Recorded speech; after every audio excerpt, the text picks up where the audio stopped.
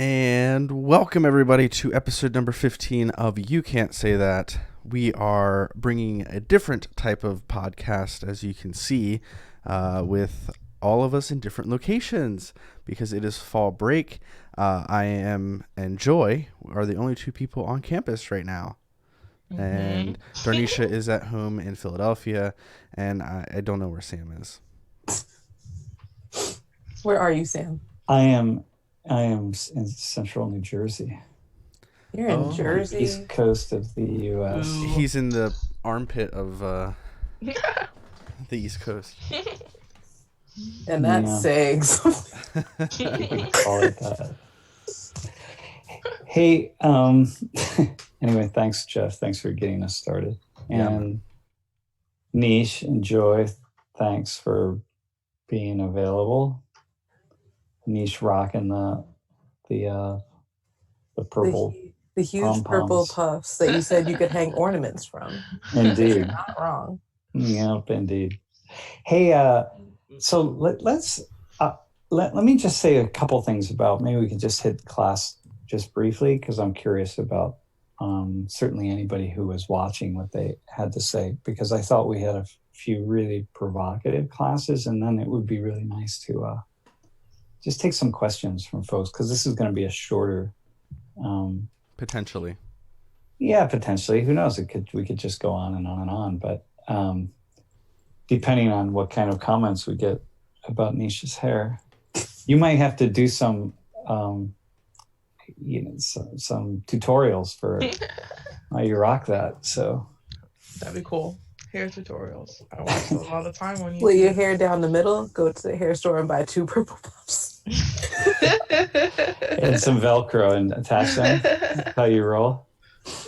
Hey, but sure. So there were a couple classes I thought that no, I actually think that I was being particularly provocative in so many ways, right? With kind of looking at the ISIS class, which we have not had a podcast since we did the ISIS class. Or, hang on, let me ask just Joy, and let me ask the three of you, like what stood out. I mean, from the ISIS class, particularly. Yeah. No, or from any of them. Yeah. Well, I'm struggling recalling them, but now thinking about the ISIS class, the thing that did stand out definitely was the images. And so is that what you were meaning when you were saying like provocative, or what you were saying, or altogether? But nonetheless, the images were really graphic. And because in the back, Niche was like, I'm not putting that up. I'm not putting that on some of those graphics were just a little too much for me personally, and I know a lot of people would have had the same issue, so I made the decision not to put it up like on the big screen. Like I showed the projector in class, but I was like, I'm not giving them all the details like that because it's too much. Well, I thank you for that, because we got a age restriction because of that video. Wow. Oh yeah, I did not know that. Because of the images? Almost positive. How did they? Oh, wow. Okay, it was a manual review. So here's what's fascinating to me, that we live in this world where it's okay to spend, billions upon billions of dollars on weapons of war, and that, kill innocent people as often as they do kill combatants, and just, unleash untold damage and hardship and pain on so many people around the world. And yet, for some reason, if I show images from those wars and from the death and from the killing, a big corporation like YouTube will pop up and say, hey, hang on a second, we can't have this. We can't let our under 18 minds be tainted by these kinds of images, but it's okay to train those under 18 people to salute the flag and respect military industrial complex, and think it's really cool to look at videos of weapons and bombs and killings and so on. And it's that just, for me, it sends me close to the edge. Well, it's because we don't view it as war. We view it as hero stories, and we portray it in ways in which it's easier for them to understand and get comfortable with. And it's unpatriotic, in fact, to not think of how amazing our country is. And it's like, well,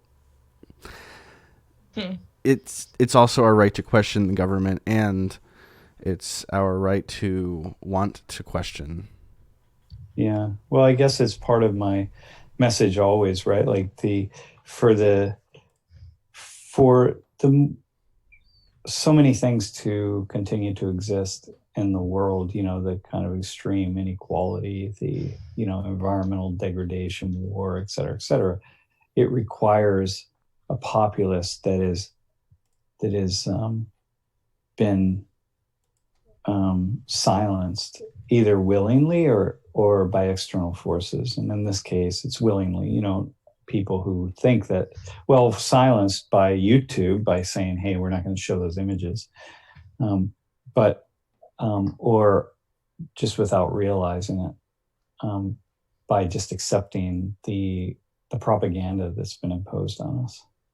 And that, I guess that part of what Social 19 is it, the message is really to say, hey, we need to get beyond the propaganda. So when Darnisha, when you were saying, hey, I don't want to show the images, right? Like, you have a different role in this because, you're attending to people who are watching the live stream, right? So you have to be thinking about them and what they're thinking. And what was your reasoning, or what were you thinking?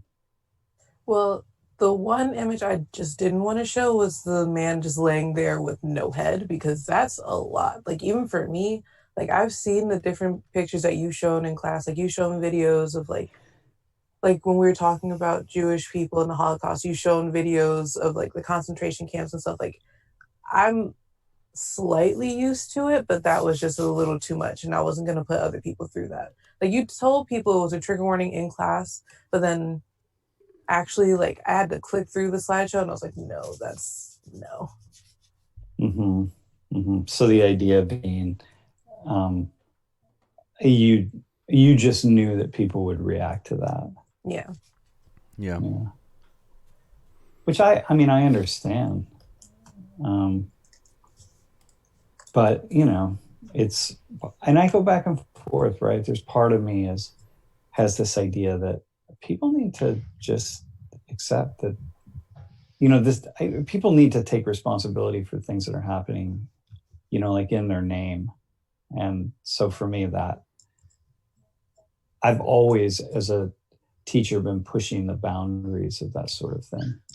Yeah, and I think it's necessary, especially when what you just said was our money's going towards that. Like, we think, this war is happening in another place, or we make up all these excuses, but the fact is, it's our taxpayer dollars that are paying for it.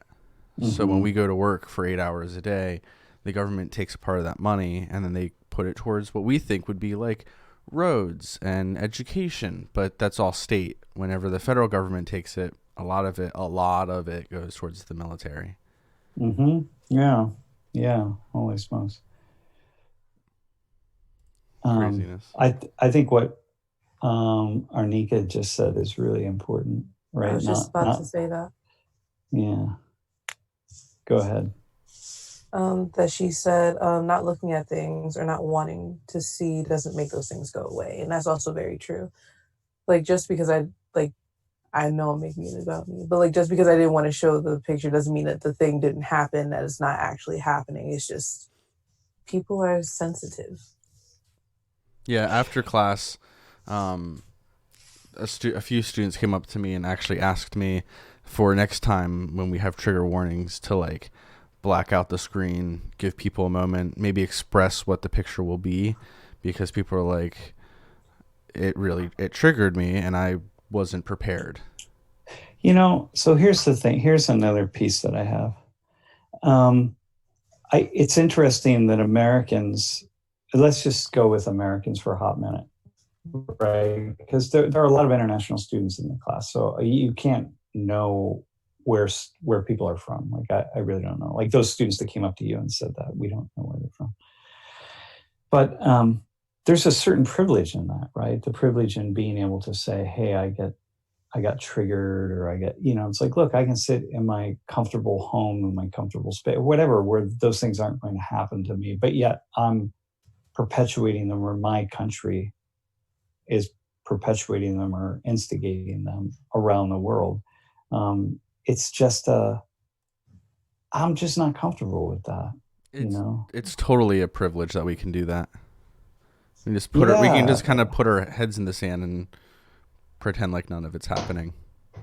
Yeah, and so for me, I know it can be gratuitous. Sometimes that, if I show certain videos or images or something, it can be gratuitous. Like, hey, I'm doing it. Maybe, I mean, I'm not this, but I could see that some instructors would be doing that to get a rise out of people, or to get people to really just, I don't know, just because I'm angry at them and they should have to look at this or something. And that, it's not really that with me. But it's a teachable moment to say, look, the image is that image of the man who is beheaded. The point is that, okay, that was done by people who we funded,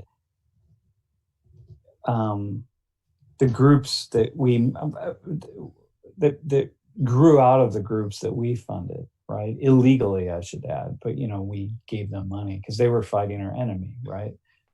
And then they turn around after they're mobilized and become our enemy, and then they do these things. But we're the ones, we played a huge role, a very significant role in getting those groups off the ground. And so to me, then to turn around for us, the audacity to say, hey, I don't want to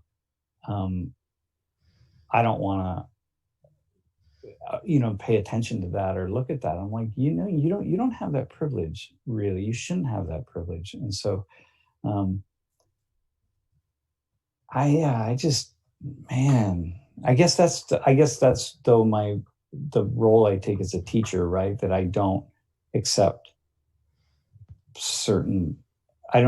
people standing behind those kinds of claims. So I guess that's maybe where I stand out a little bit. My question is, why didn't we learn after the 80s and 90s with Al Qaeda? The same reason we didn't learn from the 50s and 60s that led us to make our actions in the 80s and 90s. You know what I mean? People, it's just, I mean, this is history, right? There are only so many things that can happen that history sort of circles around, because there are only so many outcomes. People in power make really short-sighted decisions because they have to make short-sighted decisions in order to stay in power for the moment. And so then those kinds of short-sighted decisions become the same kind of really silly things,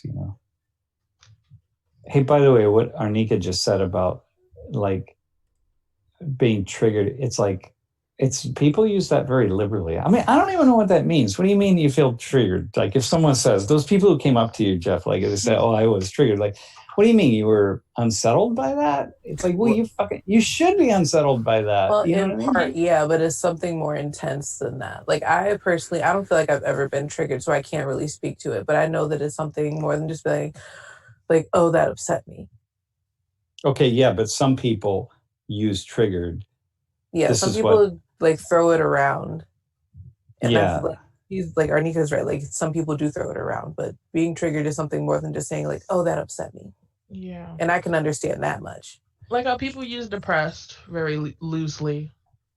Or we use all of these terms so loosely, like social justice warrior. It's like, well, like the way that you're describing social justice. But yeah, I agree. Like, triggered is, we used to use it when I was a TA for this class, and some conversations we would have would be triggering for somebody. For instance, if somebody said something that you disagreed with personally, like has it impacted your life, then that would be triggering. But is it triggering? Was she actually triggered in class, or was it just uncomfortable? Because we have to live with that uncomfort. And I think that's one of the things that people who see themselves as woke constantly are forgetting, is the fact that you might see yourself as woke, but Yeah. you don't. But I ever probably look, don't. right? Because you never look at the other side, because the other side's scary and it makes you Or uncomfortable. you're only looking at, yeah, or you're driving your parents, let's say SUV, to the protest in New York City to protest, who knows, like some kind of violence and justice, and I'm woke, right, as I'm driving my SUV into the city with a credit card that I don't pay off or whatever, right? It's like, okay, hang on a second now. It's worth thinking about. Hey, Arnika, you're saying your daughter's friends use the word a lot. So it's being used in German. What's the German word for triggered? That's like really, yeah, it's so funny, right? Like, this is what Arnika, next semester, she's going to join the class, like she did last year. But we're gonna talk about what happened in post-Nazi Germany. Like, well, how did Germany go from being the pariah of the world to being, once again, one of the dominant economies and cultures of the world, right? For instance, Scotland, right? So, like, what is that?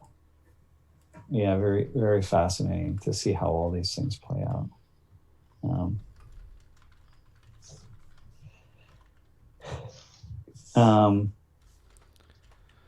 Yeah. Mhm. God, I don't know. Was there a movement? Because I know every time that like the new generation is coming, the older generations are always like doing the back in my day thing. Was there a back in my day for oversimplified used terms? Like, was there like the Vietnam War protesters? Were they all like categorized as a group and kind of this? No. No, because listen, you have to take yourself back before these things, right? It took forever for a word to make its way across the U.S., right? So, when you think about these, like the kind of the diversity of language that we use, and how a word like woke just can emerge really fast and catch on like wildfire, and within 2 weeks. Probably, I have no idea. It'd be fascinating to do a network analysis on this, but my guess is within about 2 weeks, a word like woke could just go from the East Coast to the West Coast, and then across the Pacific, and then across the Atlantic. Whereas in my day, you don't have any of that. It's people who are traveling, and then people who are writing, and then you write something, and then people have to read it, and then it takes a long time to get around. It could take months and months. Now we have 6-second videos on TikTok or whatever. Mm-hmm. Yeah, exactly. Think about some of the stuff on TikTok that just blows out there within days, right? It's a new thing, and suddenly, like 100,000 people have repeated some video that somebody did on TikTok, and then everyone they do it. And I've done a couple of those with my nieces and nephews where we just repeat the same video. I'm like, why are we doing this? Like, first off, I did it because I'm fascinated by the fact that they're fascinated by it. And so I want to kind of put myself in the shoes to understand it. I wonder if Vine has something to blame, because Vine back in the day made videos go from, usually most videos online were like 4 to 6 minutes, and then it was 6 seconds. You got to do something in 6 seconds, and then that 6-second clip got all of these people who were children really to be as famous as celebrities. There's if you just Google search Vine compilations, there's hundreds of thousands of videos, and all of those videos have a lot of repeating clips because it's so well known. Hey, yeah. I think there might be some Vine. Everyone knew when Vine came out. How old were you all when Vine came out? You must have been in junior high school. High school. I was in middle school. Yeah. So for us, we knew that there was a shift. Hey, by the way, so Arnika said that the German word is, I don't know how to pronounce it, getriggert. We should try to get a movement. Every time someone says triggered, we should like use the German word. Oh, you mean get triggered. Well, She can teach us how to say that. someone actually defined triggered. Queer Search defined it as a term of trauma psychologically, and it means a visceral reaction to a stimulus where traumatic memory content wells up unavoidably and usually causes a strong reaction like disassociation or panic. Yeah, exactly. Which is real, right? Like Lori is, when she was doing her master's in social work and working with families, this is real, right? Like, my God, the diagnostic and statistical manual is filled with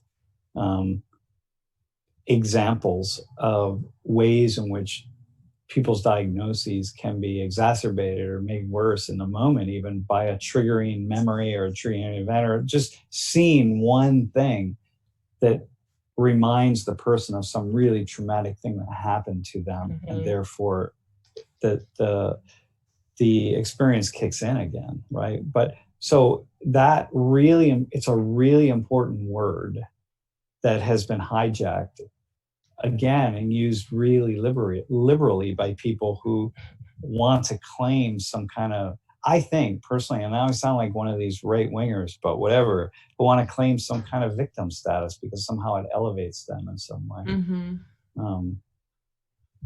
And I just think that's kind of, it's a problem, man. What it does is it waters down all of the actual experiences that are real and that people are having. And I'm not to say that that's true for every single person, because I have no idea, right? I don't know, like what seeing a photo of a headless body in your classroom means, but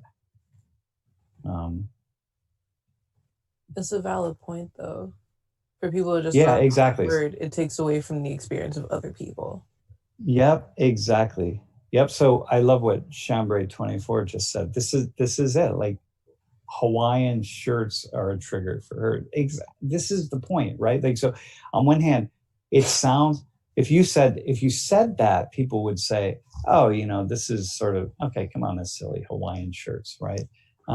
No, but that's the point. It can be anything. And so when we start using it for whatever, like if someone says, listen, man, for example, Jeff, and it's good you didn't move on, but the student who comes up after class and says that and said, okay, so the image is triggering for me. It's like, all right, can you walk me through how, what, like what? I mean, this is not what you ever want to do, because it's just not, it's a problem, but it's like, walk me through it, because it is real. And I know that. And there are things that I do in the class just by nature, who knows, that trigger people in different ways, right? So I think the fact that I take those things really seriously, like triggering, for example, I actually take it really seriously. And I think that it matters, is the reason that I feel troubled by people just randomly throwing it around, because they just heard that, or I have no idea. And I'm not the judge of who's randomly throwing something around. I can't judge that. I just know that it happens. So I just have a problem whenever people use triggered as a way of saying that they disagree with something or they're uncomfortable with something. And it's maybe exactly. Not the right term. Yeah. Because especially if you have something like PTSD, let's say you're in the military and something horrible happened when you were in another country, and then any time that you hear a noise or you see something and it could just take you back to that moment, that's a trigger. Imagine an American Shoulder, just somebody speaking Arabic, right? Every time I hear Arabic, I'm triggered. Like, okay, I got that. That doesn't mean you're a bad person. It doesn't mean, I could absolutely see. And I had a soldier in class, a former soldier, who had been deployed on several tours in Iraq, who was triggered by Arabic. So. Interesting. Let's go ahead. So that was... Hey, Chambray24, by the way. I just saw what you wrote about your father. I was gonna. That's the exact example I was going to give when I read what you wrote about Hawaiian shirts. I was going to say, for example, if you had had a parent who was abusive and they wore a particular kind of clothing, you're gonna carry that with you your whole life. People do the same thing with alcohol. Yeah, like if their parents were alcoholics, and whenever they smell alcohol, it just takes them back. Yeah, right, exactly, or the smell of alcohol or something. I think that I actually am surprised, Joy. I want to hear what you have to say about this. I'm actually surprised that we don't get more complaints in Social 118 than we do. What about the stuff that we show? Yeah, about stuff that we show, what we talk about. Yeah. So Joy or Darnisha, I'm interested in what you say about it, because we do get complaints, right? People ask me like, "Well, do you get?" Yeah, we do, and a lot of them y'all never hear about, because I just get the email. I mean, you always assume though that there's always going to be someone with an issue about what we're doing, what we're saying, what we're showing. Mm-hmm. It's actually nice to know that the two of you are in the back room kind of trying to moderate that, at least for the stream. Yeah. The stream audience. And what you put up on the overhead. Like the other day when the woman was sleeping.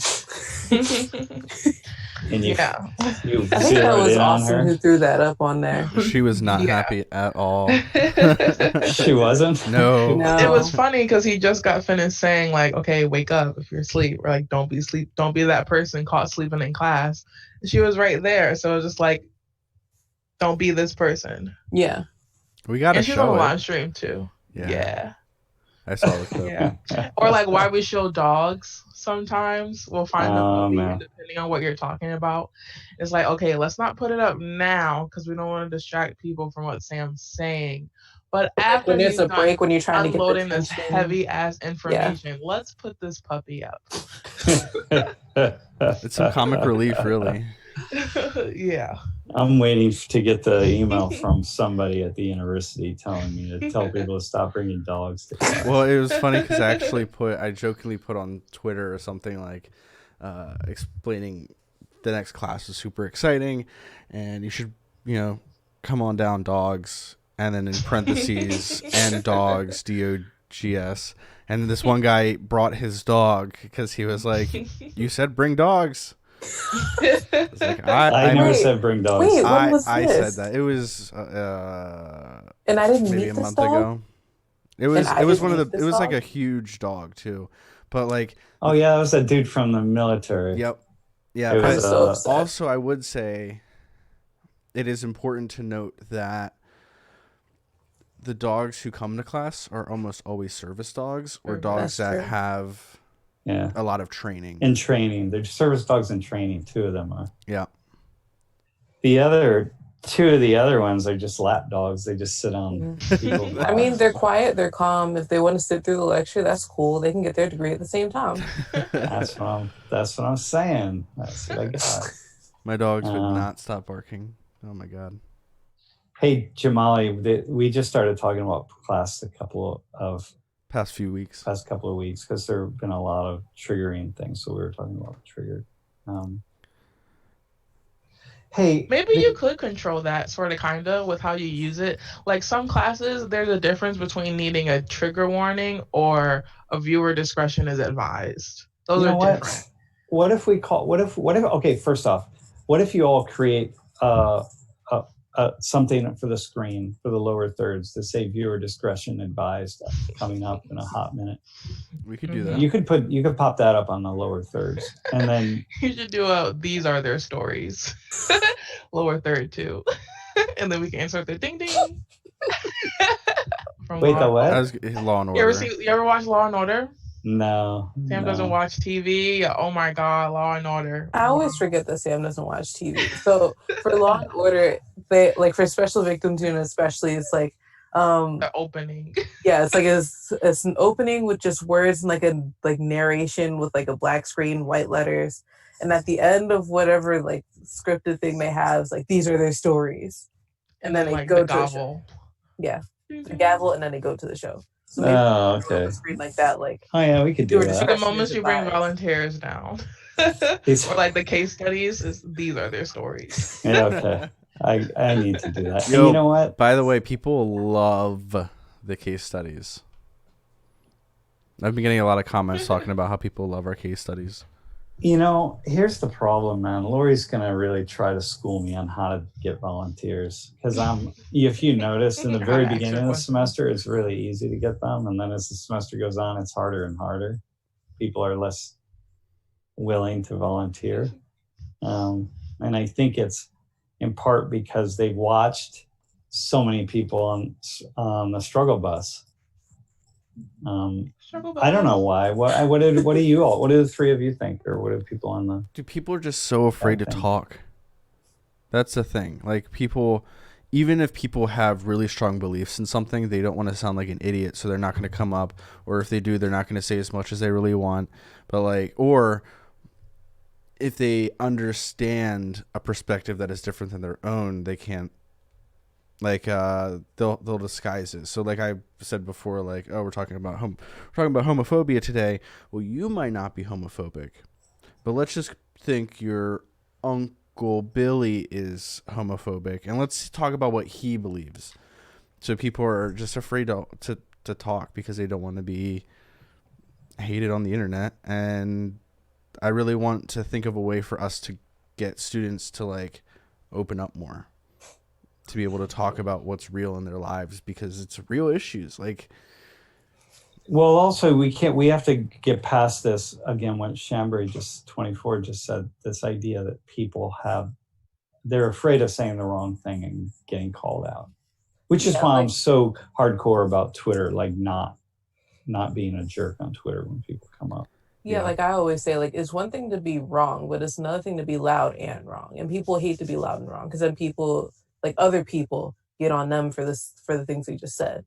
And it's criticize like that. Well, so what do you? How do you think though? I actually undermine that. In what ways do I undermine that? Or what do you mean undermine? In what ways do I make it less likely that people would come up to the front? I don't think you make it less likely for people to come up to the front. I think people are nervous, especially when like they don't know what they're coming up for, and you just say, all right, I need like 3 volunteers. Or when they do know what they're coming up for, depending on the topic, especially if you're calling down specific demographics, whether they are of the discussion or seem to be representative of the group opposed of the discussion, like black and white topics. And depending on what it is, if it's race, maybe if you're calling down specifically white volunteers, they're more inclined to just be like, I don't want to get down there and come off this way or say the wrong thing. But I think those things are important for the discussion because those things are put out there to understand the conceptions of the other group or the person. And it's not so much saying you're wrong, but here's the other perspective, which is, I feel like, just the foundation of the class. But people just aren't that. There's not a lot of self-awareness. And yeah, people are more afraid of like looking and sounding racist than they are of actually being it. So I feel like that's another reason why people are scared to come down when, like, whenever you call for a volunteer, because you're like, what if I say something wrong? What if I say something suspect? And people take it the wrong way. Hey, what if we go with thinking about what Islam Amir just said about what about extra credit? Well, I can't do extra. I've thought about extra credit, but the problem is, then we have people volunteering oftentimes for the wrong reasons, and I'd have to find some way to give credit to someone who was up there for 20 minutes versus someone who was up there for 2 minutes. Like I don't know how to balance those, but if I just had like kind of upcoming classes, hey, here's the volunteer, here's what I need. Except that the problem is I don't know what class is going to be until a couple hours ahead of time. So That's fair. but I guess I could just send an email out. I mean, as soon as you think of it, like, hey, I'm going to need X amount of volunteers talking about X topic. If you feel like that might be you, come down to the front before class. Or what if we put it on the screen ahead of class? We could do that too. That is possible. We're like, volunteers today. Here's what we need. So that they know ahead of time. They can read it. They have a sense.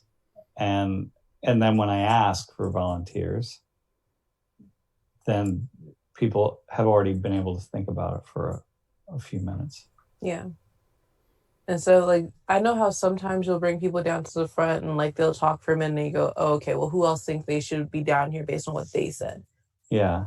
Like, it'll give more people time to think about what exactly they're going to say and what they actually can say instead of, like, you just searching and people going, I don't know. Right. Okay. So there's a these are, I'm liking what people are writing in the chat. This is really helpful. You've been really active today. I appreciate that. So sometimes when I would say, for example, I need the poorest, least privileged, poorest white person in the class. And so someone volunteers and they come down and they start talking. And in my mind, I'm thinking, okay, that's cool. But something tells me there's somebody else in this class that's sitting in their seat right now that says, actually, I'm like way less privileged than that person. So that's when I turn around and go back out to the classroom and say, hey, is there anybody here? And it's rare that someone will raise their hand and be like, yeah, okay, I'll come down now, right? Which is surprising to me. But maybe it's because I don't understand the demographics of the class. Well, I mean, you say, like, the demographics generally stay about the same semester to semester. So maybe that's... I lost what I was saying as I was saying it. But I feel like... Well, okay. So let's just completely back off. What about me? Just like the other day, the black dude who came down, who I just called. I said, "Hey, how about you now?" And he came down to the front. We were talking about, well, it was the pizza thing, Papa John's. Remember that dude? Yeah. Mm-hmm. And I just basically volunteered him, and he was cool with it. At the same time, not everyone's going to be as cool as that kid was. Mm-hmm. Nonetheless, the fact that I feel like a lot of people on the comments were talking about how we need to get people who are like African American rather than African, and like just trying to really set the differences further apart for the purposes, because it's like, well, they didn't, like, Africans didn't, they're not the same as African Americans. Mm-hmm. Yeah. Something that that's done, Sam. Like, Like, you you think, well, like, if you trace your ancestry back this way, then I would like you to volunteer for this. Or if it doesn't matter, you just say Black or African, and then you let people decide amongst themselves like what they want to do. Yeah. And then they state it when they come down. Yeah. So like the kid that I brought down, he was Nigerian. And I'm like, okay, well, that's cool. You eat pizza. You've been here in the U.S. You eat Papa John's. So there it is. He sounded like he was American. Like his voice is very American. Like he might have been. Yeah, well, he was. I think he said he was born here. And that could also American-born like, African. when it comes to, and that's something that we discussed in class, and I think with students, like saying it directly, African students, it's even if you're born, if you have, say, specifically Nigerian parents, but you're their child and you were born here, as far as your household is concerned, they refer to as Nigerian, not Nigerian American. Yeah, Nigerian. Yeah, exactly. So it's like a deeper thing than that too. Yeah, it's what I've been working on with a little documentary I've been putting together for class, like how people identify in that different type of way, and how Black people are different than like American-born Africans, and how American-born Africans are different than people who like come over from Africa. Mm-hmm. So that is a valid point, that like maybe we need to put a bigger focus on like narrowing down specifically who we want to come down to the front of class? Yeah. Yes, I'm with you on that. I think that's where if you think about what we're trying to do here with this live stream, not this podcast, but with the live stream itself, like we're putting together what is essentially a live television show with an audience of, 750, 800 people in the room, and then people on the screen. And we're doing it by ourselves, and I'm writing the scripts, and you all are trying to make it happen in all the brilliant ways in which you do, right? And it's pretty profound, actually. But we're writing the scripts. We're acting them out in class. We don't have anybody. There's nobody in this quote studio audience, so to speak, right? The classroom. There's nobody there who's like really holding things down. And if you go to any kind of live production, there's so many people involved. Even script writers, we would have like 3 or 4 of us writing this, you know what I mean? And we're just doing it on our own. And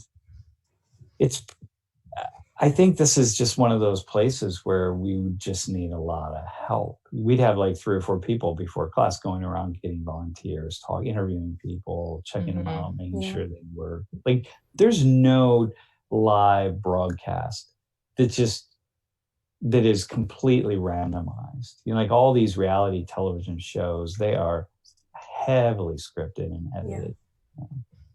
And we don't do any of that. And it's pretty profound, actually. I mean, it helps that sometimes Jeff does the work of like 3 to 5 different people within the span of an hour. So, shout out to or all day, every day. We need a person like Lori with a microphone in your ear the entire class. Yeah. Like, don't say this, Sam. You're going to make someone upset. Listen, man. So, Lori used to be up in that booth where the projectors are. Really? And so we have an extra monitor earpiece system in the back room in the bottom shelf of that one cabinet. And it's a really expensive system because it punched through the glass of that booth in the back. So she would watch the class, and she had a microphone, and she would talk to me. And so I wore an earpiece, and I had this little earpiece that came down my back, and you couldn't see it, right? But it was fit. I had it molded by this company out of Minnesota, and it fit right in my ear. It's what people in like the Secret Service type folks wear at that level. Oh, hello. My check. And this break in Sam's internet is brought to you by Anchor. All your podcasting needs on one platform. Listen to other podcasts, create your own, all on anchor.fm, where you can find this podcast and many more. Anchor.fm. Start listening now. There's actually a woman who's listening to the podcast right now. I saw. Who promoted her podcast. We'll put it in the description of this one. All right, Sam's back. You're back. Okay, so so she just helped me. She gave me that support that I needed, and because she's so brilliant at asking questions, so that when I brought people down front, she was able to really work with it to ensure that I was asking the kinds of questions that made a lot of sense. So that's what we need. But it also meant, especially with my hearing and my tinnitus, it meant that I lost one of my ears.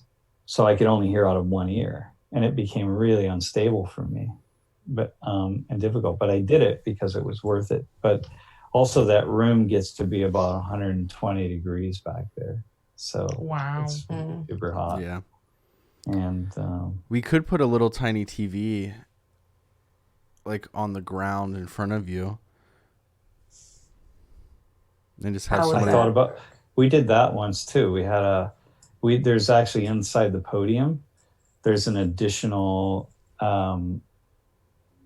a jack, a VGA jack. So we ran a small TV out around, and I got a 50-foot cable and VGA cable. We ran it around. We set it right in front, and so I could see comments or see whatever. So and now the problem with Lori, she watches the Tuesday classes, but by the time she texts something in, it's 40 seconds have gone by because of the lag. So we're really behind. Yep. And that's why sometimes for those listening who comment on the chats frequently, the reason I can't just interrupt the class is because, first off, your comments are like 30 seconds, 40 seconds behind where we are in the classroom. But yeah, so sometimes people have something really cool to say, but we missed it by 30 seconds. And now I have to stop and actually go backwards. And if I didn't have to do that, I think it would be far more interactive in that way. And that's not an us thing. Really cool. We have zero lag on our end. It's just how long it takes it to get to the servers and then out to YouTube, and like it's all. That's another reason why we have the Twitter feed, for us to be able to see that stuff like as it happens. But at the same time, not everyone likes to use the Twitter feed, so it should be a requirement. It should be a requirement. A lot of things should be a requirement. Hey, so here's another piece. I'm thinking about the class that I did on liberal panic, and not like the Papa John's case I think is a really interesting case of just people not paying attention, but I think which is the class where I talked about Ukraine? That was liberal panic, right? No, actually it wasn't. It was this past week, but it wasn't liberal panic. That was still borders in the news. Oh, it was. Yes, it was. Yeah, because you talked about the history of DACA and the Dreamers Act, then went to illegal immigration, and that was part of ISIS, and then you did the history of the Ukrainian issue. Oh, yeah. A Discord server. We could do a Discord server. Yeah. But I've never used Discord, so I'd have to learn it. I mean, I have. It's okay. You can send voice messages. You can send text. You can do like a whole like video chat thing if you want to. It's a pretty diverse server. I know an idea behind us having a voicemail is so that people can call in and give us their opinion. Especially if you have questions for the last day of class. That'd be really cool to do. Hey, what is... Wait, we do have a voicemail box. You should drop the number in the description if it isn't there already. I feel like it is. It's already but I could also be wrong. No, it's already there. See, this is what I mean. Jeff doing work of like 5 different people. It's amazing, actually. I can't believe that we pulled this thing off. Exactly. Drop some love in the comments for Jeff. Don't. It's fine. It's just... Yeah. Don't. It's fine. He's vulnerable. He's vulnerable, but he's dope about it. Yeah. You know, what's a Discord server? What are we talking about? Discord is kind of like it's just a messaging application. It's kind of like a group Skype account or a group Zoom, or like a subreddit, if you will. But it's not just text and sending stuff. It's, you know. But the issue is it's being able to get the comments as quickly as they happen in the classroom, right? So as long as YouTube lags us by 30 to 40 seconds, it doesn't fix the issue, yeah. So Ukraine, did you want to go to that? Nah, you know, it's so hard for me, man, to not stand up and say some things about what's happening in the U.S. because again, Lori was trying to get at this a couple weeks ago in our podcast. I think the issue, I am just paying attention and I'm watching it. I'm watching what's happening right now with Giuliani. And like Giuliani, he has almost certainly broken some really serious laws. And it's harder and harder for me that I am paying attention so carefully. And objectively speaking, right? Like I really don't, I just am paying attention. It's harder and harder for me not to talk about stuff. And it sounds like I'm just going to be partisan if I do, like, Ukraine and the impeachment and so on. But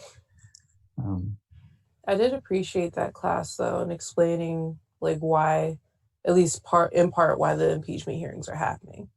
Mm-hmm. Just give a little bit of current events, just let people be informed. Mm-hmm. You know the biggest crime that Giuliani committed? No. Reminding us every single day that he was the mayor of New York during 9/11.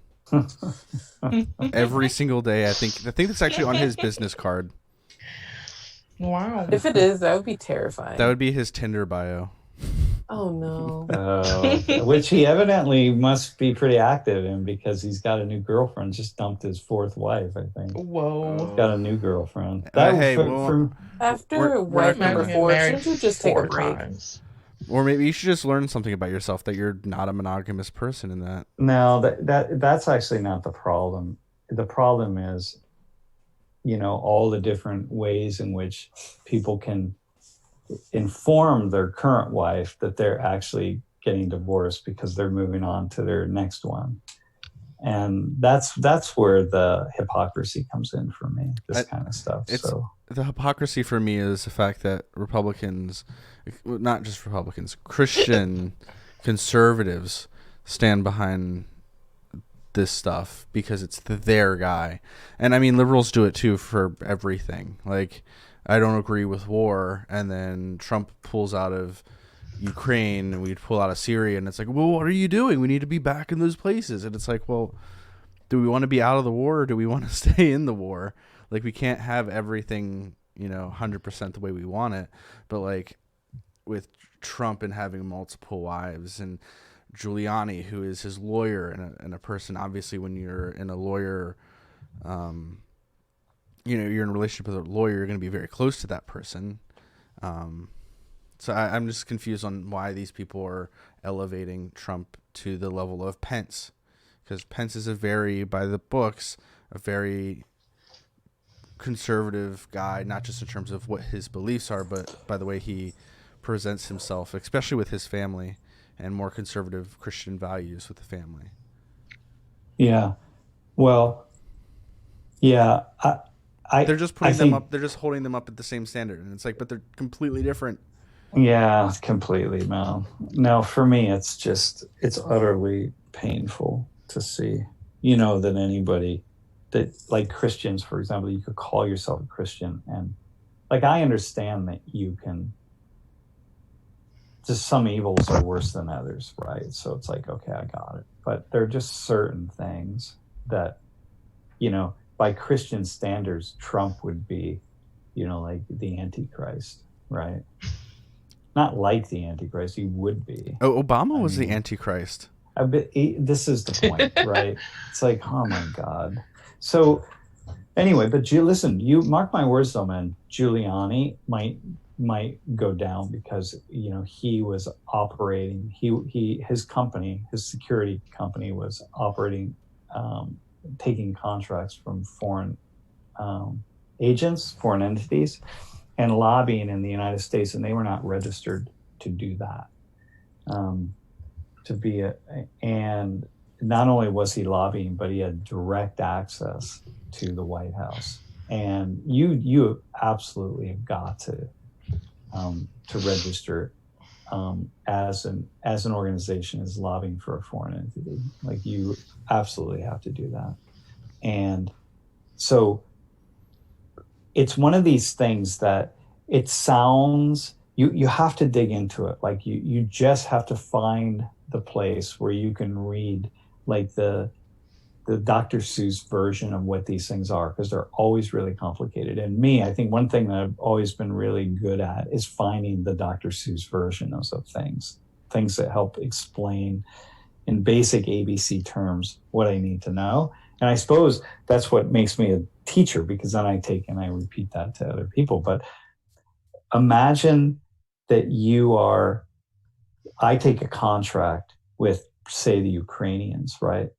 an entity, a group in the Ukraine, and they say, hey, what we would like you to do, we can't do this in the United States, but we're going to hire you to do it. And we want you to try to lobby to get the United States to change its policy in this one particular way toward our country, right? So this is now our foreign policy, right? Our official government-sponsored, or government-backed relationship with another country, with the legal system in another country. And so this entity in that country says, hey, we're going to pay you to do that. And you say, okay, we can do that. In the United States, if me as an entity, if I take on a job like a client like that, I have to register with the US government, because this is like allowing foreign nationals to come into the United States and start lobbying for their own country, lobbying politicians and so on. And it's like, you don't do that. That's what the State Department does. The State Department is the branch of the US government that mediates our relationships with other countries and other legal and political entities within those countries, right? So anybody who takes on a contract, and maybe it's $50,000 or maybe it's $50 million, has to register with the United States government. So the people in the US government, the National Security Association, the National Security Agency, the FBI, the CIA, the State Department, they can all sort of look and say, all right, who are these actors? What are they doing? What do they want you to do? Who are you going to talk to? How are you going to talk to them? How does this impact US foreign policy, right? So it may be that they want the US to sell them surface-to-air missiles, right? Because they want to use those somewhere else. And so like, okay, well, hang on a second, but where do they want to use them? And what does that mean? And now they have this technology, and whose hands could this fall into, and that sort of stuff. So any organization here of Americans that does that has to register with the US government. Giuliani had all sorts of policies in both Russia and Ukraine and many other countries, never was registered to do those contracts. And not only did Giuliani have the contracts, but he had direct access to the White House. Not like me, like I could do it and not register, but I don't have access to anybody. So it's like they're probably never even going to come after me. Actually, they would come after me because I'm a nobody, and they could, and I'm not protected by anyone. And so if you're an American citizen and you care about the flag and you care about the United States and you really are concerned about the relationship that the US has with the rest of the world, then you would see this as definitively a high crime and beyond a misdemeanor, right? We talk about high crimes and misdemeanors. This is high crimes and felonies, right? And so it is striking to me that it will be striking to me if this guy isn't in handcuffs. And it'll be striking. But he's protected by lots and lots of people. But my biggest worry is not just the U.S. and weapons, but information. Information is oil of the 21st century, and people are going to make friends with whoever they need to get information about a foreign power. Who are their leaders? What is the history of the leaders? What's all the dirt we can dig up about this person to try to overthrow that government? And it's just like, holy cow. It's not just missiles that will destroy a country. It's secrets and lies. And just somebody figuring that stuff out is going to change everything. Yeah. Hey, I'm going to just go with what Blue Tinsel just wrote about the kind of revelation idea. The thing with revelations, Jeff, you'd probably weigh in on this too, is, that's written a long time after all the other books are written. And so it's like, when we say like, okay, this is the story. Well, yeah, but the story is that, Christ will return and, God will decide to like sort of set things right again, right? But this is written by centuries after. Not centuries. It was around 90 of the No, Common dude, Era. Revelation was written beyond that. It was written around 90. I can Okay, tell well, you. hang on. I will- However, Jesus was actually probably born around the year 30, not the year 0 when we think. So he actually probably lived until around year 60, which would be about 30 years after. Book of Revelation is written by John. Who is John? We don't really know which John, because John's also some of the stories in Revelations are, there are many different versions of that. At one point in time, I don't remember completely because Can I tell you what Revelation is about? Please Yeah, tell me do what it's for some about. of the non-Christian. Well, it'll Or practicing ones. Well, it'll actually inform the practicing Christians too, because practicing Christians view it's crazy because the Bible is 66 individually written books that have been over the course of centuries, and most of, especially the early books like Genesis, Exodus, Leviticus, and Deuteronomy, the 4 first books or the Torah, include mostly stories that were passed on verbally for forever, and then eventually they were written down. Some pretty horrific stories too. Some really horrific stuff. And then, so skip ahead, after the death of Jesus, anybody who followed him was an enemy of the state, pretty much, of Israel. And so now the Roman state. Yeah. And then the Romans were of course taking over at that time. So then a lot of people, such as John, again, it's not John the Baptist, they don't believe. I think it's another John. But how many different Johns are there? There's a whole bunch, man. Especially since John is a translated name that we have from another name. But this guy he's in prison on an island, and while he's on this island, he has this revelation of what the end of the world would be. But it's not the actual end of the world. What it actually was what would the world be like if Rome took over? Oh, all right. So were there mushrooms on that island, by the way? Probably. The burning Jesus. The burning bush. The burning bush. Jesus talks a lot about the use of oils and these holy oils, and if you translate the word to its original text that has been wrongfully translated, Jesus put 9 pounds of cannabis in that oil. So when people were getting dunked into the oil, is that hang on, this is what the potheads say. This is what biblical translators are saying. Pothead biblical translators. This is fact. 420 Church of God. Hang on. But I just had a vision. But regardless, it's not about the end of the world. It's about what happens if Rome takes over. Reform. So, for instance, 666 in Hebrew, numbers also mean letters. So 666. We always imagine is the number of the beast, the number of the devil, blah, blah. What it actually means is Nero Caesar, who was the ruler of Rome at the time. And whenever people are like, oh my God, so in the future, we're going to have 666 tattooed on our bodies in order for us to buy things, because that's what Revelation says. But it doesn't. It doesn't. What it says is in order for you to purchase things, you need to have the number of the beast, 666. Well, here's the deal, man. Hold on. Wait. I'm almost done. You He's guys, almost done with his sermon. You won't be able to see this, but the people on the stream can. I'm holding up a US dollar bill. Spread this. Who is that? Word. That is 666. That is Nero Caesar. That is George Washington, a president of our country. At least I think it's George Washington. It's the $1 bill. But what the name is? The point being, in order for you to buy anything, you have to have the face of the ruler. That is exactly what Revelation said. Money has the US dollar. You need this currency. Exactly. I just want to say you're doing great. Wait. Oh, can I pay with like a picture? I have a ruler right here. Here's a ruler. Listen, we love the creativity. What's crazy for me is how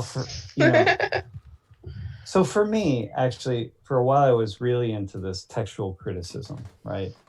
And meaning, just an attempt to look at holy books. I got really focused on Christianity and looking at just studying all that we know about the Bible and the Old Testament, New Testament, the Torah, and so on. And everything that we know and everything that we think we know, and utterly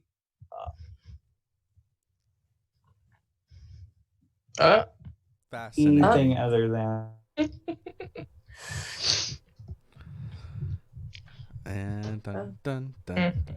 I really want to know what he's going to talk about with the Bible. Yeah. Because the Bible is one of the most. He's leaving us sitting on the edge of our seat, and he keeps freezing in the middle of a sentence. Well, the Bible is such an interesting thing for me because I grew up in the church and I just would always believe what I was told. And then when I read the Bible, I read it. I can't remember what the translation is, and I've asked my philosophy professor, who is also a religious studies professor, what the Bible translation we used, because it was literally twice as big as a normal Bible, but it was because the Bible was only on, like, the text was only the first half of each page, and the second half were footnotes for that page.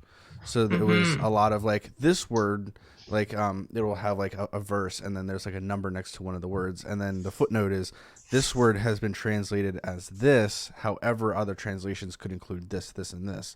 And then when you look at the other translations of how that word would completely change what that sentence is saying, 100% changed what that is. Dude, and the number of forgeries there are, the number, you know, how you have to take these, you have to take ideas. First off, it's like, take this stream, right? Here we're having a conversation today, and imagine that from this conversation, somebody on the stream doesn't write anything down, has to remember what it is that we said, and everything that's, say, like this podcast and the live stream, right?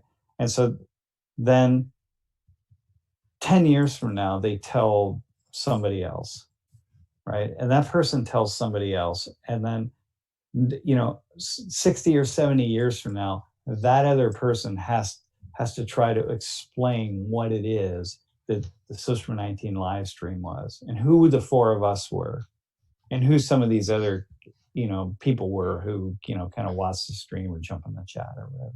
And they got to tell the whole story behind it, including our life histories and my life history and why the stream existed. And somehow they got to get it right. And that's essentially what the Bible is. And nothing got written down. There are no videos. There's nothing. You don't have a record of the chat. You have nothing at all. And that's what you have with these religious texts. And then, so, you know, 150 years later, when someone's finally getting together and they're getting around to writing all the stories out, it's just not possible, man. I can't remember what the hell I did yesterday. Nonetheless, the fact that it was the Catholic Church in the years around 300 that put the Bible together, and they included what, like 13 or something additional books known as the Apocrypha that isn't included, and all the ones they left out, everything that got left out. The fascinating thing for me with people in religion is when you try and point them and say, okay, I understand what you believe, and let's also look at the historical context behind it. And they're like, but it doesn't matter because it was written by God. Yeah, well, that's the thing. It's based on faith. It's not based on fact, right? And faith, that's the key. It's like you have faith that God inspired people to write those words in the way that they did, right? That's the only faith you have. It's not fact, right? You have. It's not fact that people wrote the correct story. That's not what you're not basing your belief on that. You're basing your belief on faith that God had people got the facts right and somehow spoke through people to get the facts right. And it's the faith that is the key.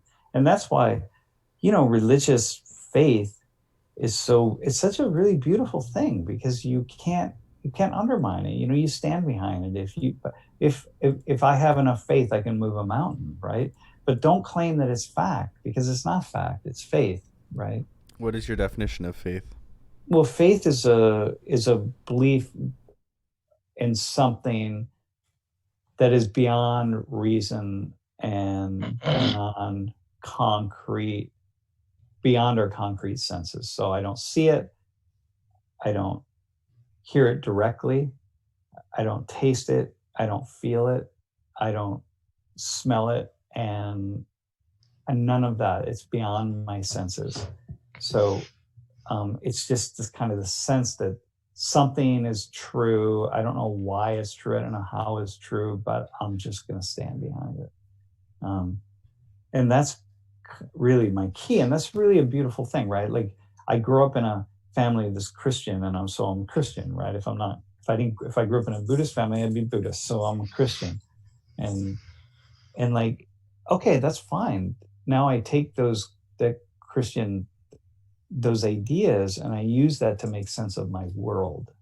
Doesn't mean it's true. It just means I'm using it to make sense of the world. And that's fine. That's a beautiful thing. My God, if you can have faith, you've got like half of life figured out right there. And if you have a deep faith that really is an abiding faith that really shapes exactly who you are and what you are and you can carry it through life in your back pocket every single day, you've got 90% of life figured out. But most people don't have that. So. Wow, that's deep. That's like really profound. Yeah, man. I have a religion we can join. What's There's that? a religion that we Rastafarianism, man. Nah. Spaghetti monster. That's pastafarianism. Boom. Pastafarianism. That's my dog right there. Where hell is exactly the same as heaven, except for on Earth. It's the Do beer. you have to eat the Kraft beer macaroni and cheese instead of the real thing? Hold on 1 second. Kraft macaroni and cheese is my ramen, and it is the only type of mac and cheese I can eat. If someone gives me Velveeta, I will throw up in their face. Wow. Well, no, they'd go buy yourself some really top of the line cheddar. You know, start making from scratch. Make your own mac and cheese. Exactly. I think do it like the black people, man. I think you know how much. Exactly. I think you know how much I make. I can't do that every week. Michael can. No, Michael's a cook. If you make like a big pot, I could do it. Portion it out, dude. But Michael's a cook, dude. He can make mac and cheese in a second. In his sleep. Exactly. Don't forget the seasoning. Yeah. I swear. The best comment from last week's class, or 2 weeks ago, I forget, was the lesbian Asian girl who came down a couple of times to talk about intersectionality, the first or second class. Yeah. When she tweeted about what did she say? Oh, about white people. Yeah, about white people. How did the Europeans come in to do a how does they come with our spices, but then they don't use any of them? Yeah, they're not using them. I also like to say someone said the Velveeta is trash in the comments, and I would like to respectfully say that you're wrong. Respectfully. You are right. I don't. You have your opinion, but I would like to inform you that your opinion is wrong. Dude, hang on, you're standing up for Velveeta? Yes, I love Velveeta. I prefer homemade baked mac and cheese, but Velveeta it's just baked mac. If you're gonna go, it's baked mac and cheese, then Kraft, and then everything else. What's everything else? I don't think I know more than those two. I mean, I guess every supermarket has their like value brand, like Giant's, Wise own brand. Wait, hang on. Can we jump back on the chat, man? Jamali and Chambray 24 and Mark Bautista are having a conversation about baked mac and cheese. No, about Trump. We just interpreted. Velveeta cheese isn't too interesting. Can you get us back to that? The right wingers about Trump, whether they're racist. They're racist. Oh, it was a comment. Yeah, that was a whole another conversation thread that I guess like it was going too fast for me to actually read what was happening. Catholic Church. Oh, that was a long time ago. No, it's Mark said, "I don't support Trump, and I'm not saying whether you should or you shouldn't. I don't think it's healthy or useful or even whatever to substantiated. Thank you. To pretty much just say that people are racist because they're religious and conservative." Oh yeah, I'll buy that for sure. Agreed. It's We not can be that. conservative and not be racist, but a lot of the times conservatives Enable are. racism. Yeah, they enable racism and they end up being that just by their enabling. They're enabling. Well, They're it's not even that they're Enabling. enabling. It's the fact that they just won't say anything.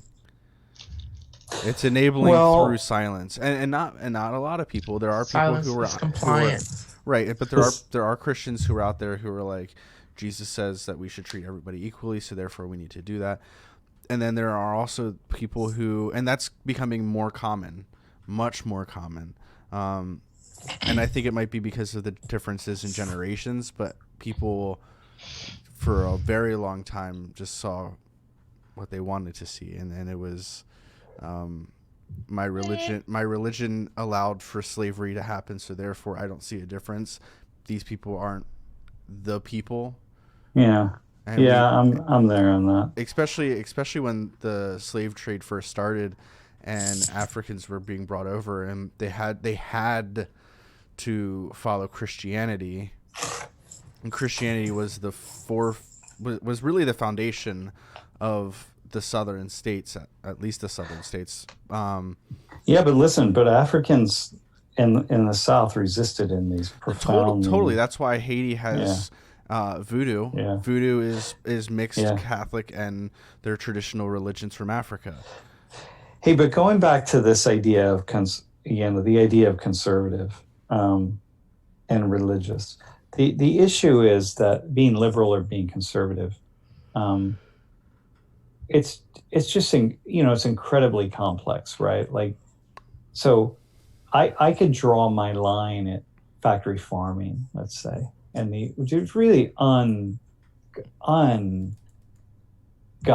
I can't even put it, the horrific abuse of animals in our factory farms. Just horrific abuse. You can't, there's nobody, 99.99% of us, if we watch some of the videos of how factory farm animals are treated, or if we went to some of these factory farms, just the average one, we would walk away with just a pit in our stomachs, and our stomachs in knots.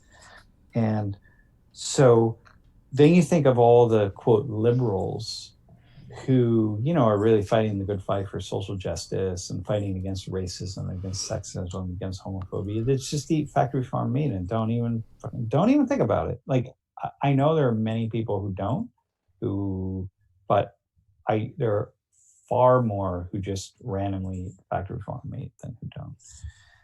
And I think, okay, so for me as a liberal cause, this is like the lowest.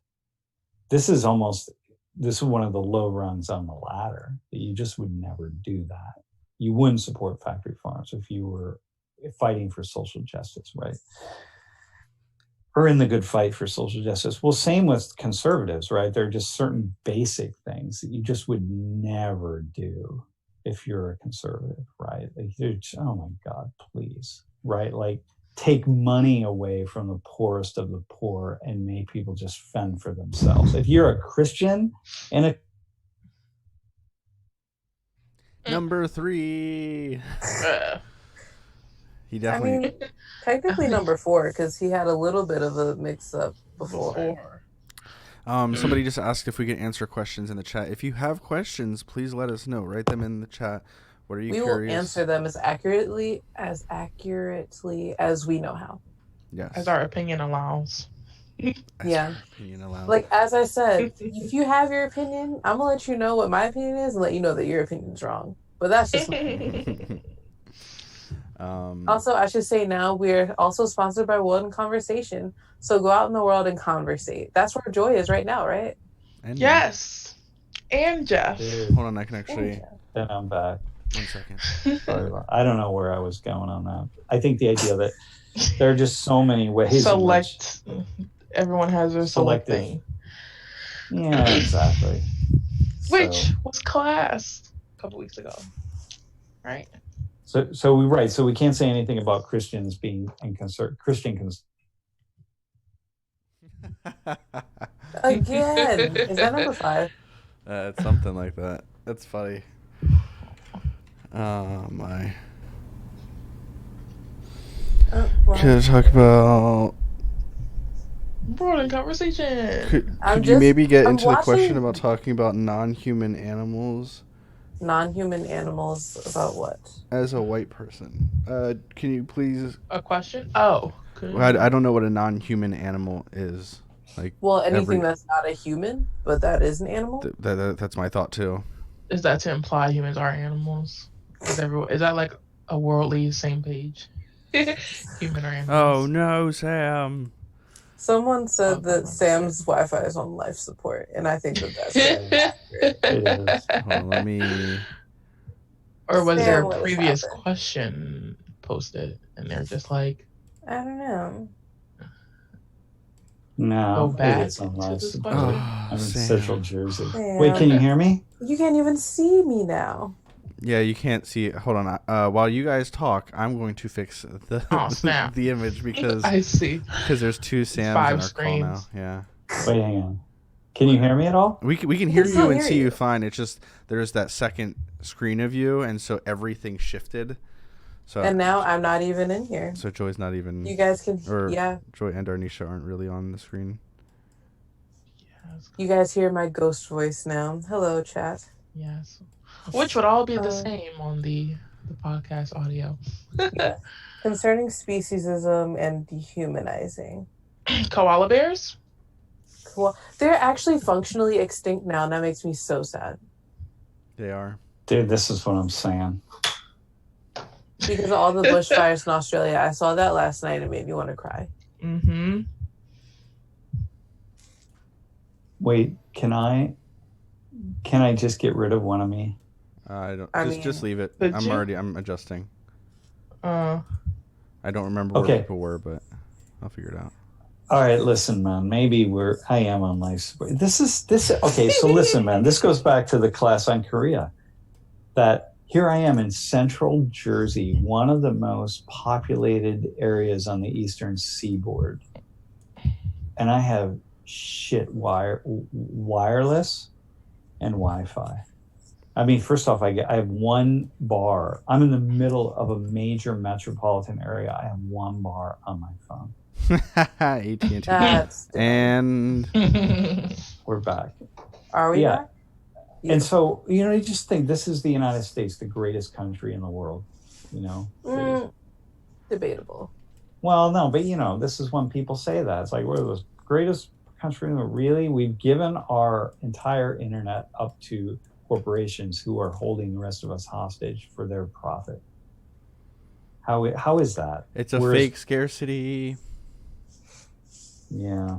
Internet It's is just literally. Manufactured scarcity, yep. It is 100%, and then Because every time supply and demand. because every time that I bring it up, and the fact that it doesn't cost companies that much extra, if any extra money at all, for you to be able to stream YouTube from your phone or not, people are like, "Well, it's the company who decides." Well, why is that? Why do they allow to put some price on something that isn't scarce? Yeah, exactly. No, because it's just profit. Okay, so listen, Mom. Maybe we should just get ready to call it a day. Hey, just so that you know, though, we may have a guest next Thursday. Oh, really? Really, Lieutenant Colonel Bill Edmonds, who... Oh yeah, he's coming back. Yeah, no, but he's actually coming to town, perhaps. Oh, He's got a Was speaking... he in the Army? He's in the U.S. Army. He's in Special Forces, actually. Okay. He's I based... remember him. Yep, he's the guy we Skyped, and people read his article about Iraq. He's the person who was stationed in one of the prisons in Mosul at the time that when Bassem was living there. This was in 2000. That's why I remember, because he was a guest when Bassem was a guest as well. He was a guest, and then we brought Bassem in on the screen. Yeah. Yes. And so it would be really interesting. It looks like he'll come, and it'll be really nice to have him, and then we'll bring him onto the podcast on Friday. hey, that should be Beautiful. exciting. It'd be really cool to get that military opinion back into the podcast and into class. I can ask him all of my military questions too. As if I don't already do that with my friends in ROTC.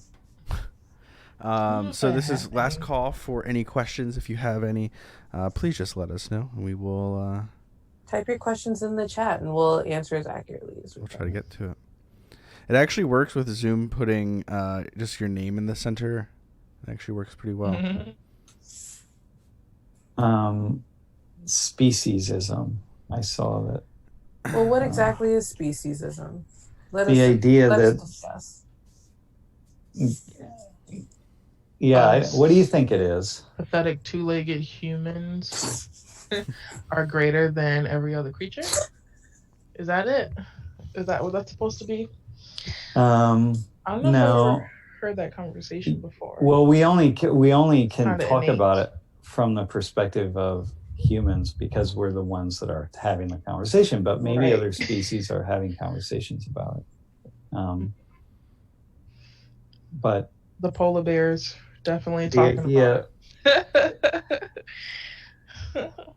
Yeah, the idea that well, think about all the other isms, right? And what the isms are. It's like racism, unequal treatment, or in some way, shape, those are the main two I can think of. Zoos. Not a fan of zoos. Listen, no, but go to speciesism. So, the idea that species are hierarchically organized on the basis of some random characteristics, and that species are treated differently, and sometimes in really terrible ways. Like, so for example, why is it that it's okay to eat goats and not eat dogs? Right? Here. What's really, here. Like, what's the difference? In most countries, actually, most people around the world don't eat dogs. And I mean, in a select few, there are countries that do, but then it's mostly because we've bred dogs to be for service and goats to be for eating, and not the other way around. But I think the connectivity isn't really there, because in some places, animals are just there. Like dogs specifically or cats aren't seen as pets.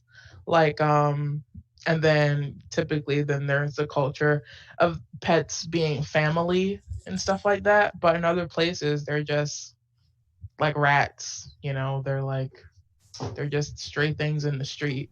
That's that connects to a coworker of ours, Sheffy, who this past week they were out at a store and then they went to a Petco and went and got a guinea pig, and she was like, my mom would never understand because rodents are free in India. and in the Andes we eat guinea pigs. They're people, so true. Yeah. No, I think that's where they eat insects, where you like find crickets and scorpions and beetles on a stick. It's just, I don't know, there's different values around the world they're viewed, and I don't know, for where we are or for most places, I don't know, it's kind of valued differently or viewed differently. Doesn't mean it's bad or wrong or insane or you're disgusting. It's just some do, some don't, and it's just what we're born into. And I guess you could do your own personal thing to engage and explore. Like, say, if you travel to Cambodia, a place where they eat dogs, it's just like, if you can just observe around to guide, I guess, your own feelings and not necessarily freak out, and I guess try it. I don't know. Or if your morals are telling you you're never cool with that, I don't know. Okay, but even in Cambodia, in many countries in Southeast Asia, where people have historically eaten dogs, not everybody has, and there's a huge debate going on in every one of these countries about whether it should be okay to eat dogs. And then all sorts of laws and rules being passed about, look, you can't raise dogs to eat, but maybe stray dog. I mean, there are all sorts of things that are. My by the only way, issue with onto the treatment. Like the same thing with with Yeah. farm animals, factory animals. It's just like I've seen a number of videos. I don't know which country specifically, but there will be Asian people, and it's just like beating a dog in the head with a stick or like burning them Yeah. from the hind legs and Yeah. like crazy stuff like that. Yeah. That's usually where my only issues ever lie. And there are, well, the number one meat sold in the world is chicken, but close to that is beef. And in some countries around the world, not just India, which everyone thinks of right off the top of their head, but there are people who just don't eat cows. And they're like, why would you ever eat the cow? Like, why would you ever eat a chicken if you watched? Why would you ever eat factory farm pig. eggs? You probably wouldn't eat. Most people, if you went into the massive warehouses where factory farm chickens are producing eggs, and you walk down the lines and lines and lines of chickens that are just living in these really tiny cages, like the size of the squirt size of your,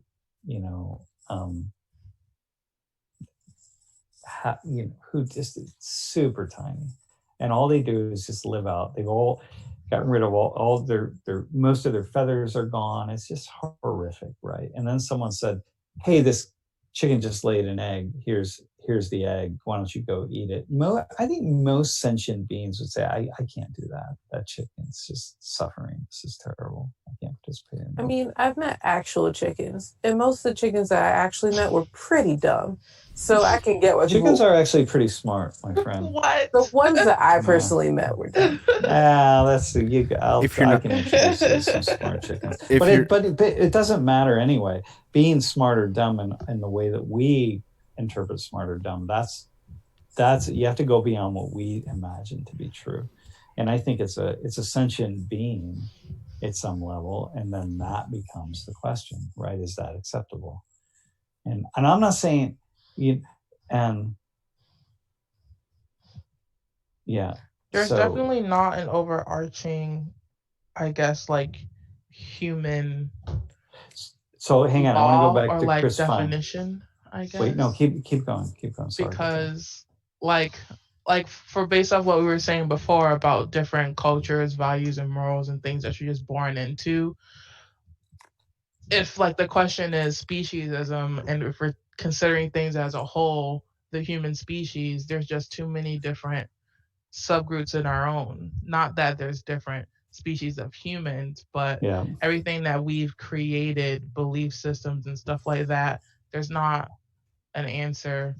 I don't think any of the four of us, or even if we gave four different answers, that would apply to the human species as a whole for this type of understanding.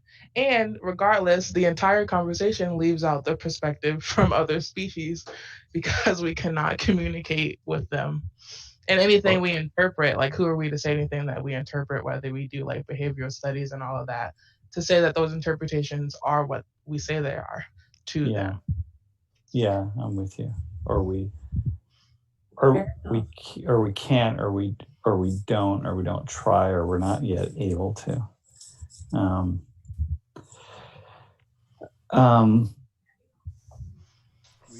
Just so everybody knows, we are over an hour and a half.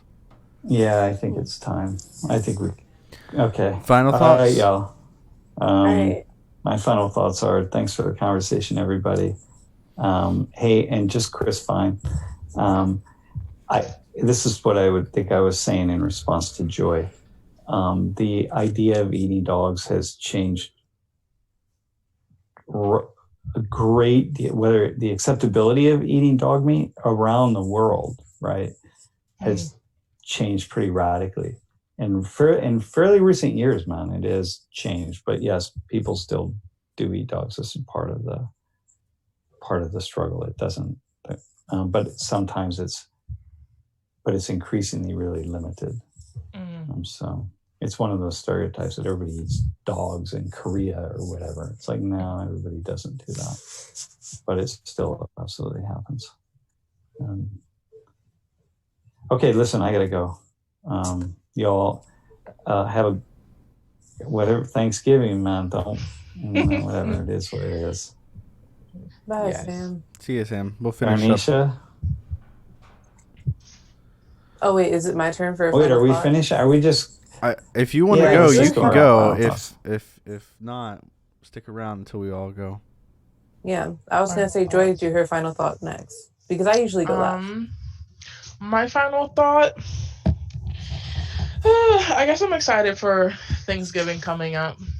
I cannot wait to be back from break because then that Thursday we will be enjoying Doja Cat here at Penn State, and I will be living my best life. So everyone be great. Find happiness in the little things and the family members you did not get to choose. Fair enough. Jeff, would you like to say your final thoughts? Sure. I really like today's conversation. Whenever we talk about religion, it's fascinating to me. To give you kind of an idea, I ended up finding the version that I recommend you getting is the New Revised Standard Version. That is the version of the Bible we were talking about earlier today. If you're, especially if you're really Christian and you have the strong beliefs of a Christian, but all you've ever read was like the King James or NIV, pick that one up. Let your mind explore. Good. And for everyone in the United States, happy Turkey Day in 2 days. And for those of you who don't live in the U.S., have a great Thursday. All right, man. Thursday. Have a great I'll go- Thanksgiving to those who celebrate and observe it. If you don't, hang out with your family anyway. Tell them you love them. Drink a lot of water. Stay hydrated. Do good today. Mm-hmm. All right, everybody. Later. We will see you next Tuesday. Yep. All right. Sounds good. Bye, man. everyone. Looking forward to it. See you. Ciao. Everybody. Thanks, everybody. Bye. Ciao.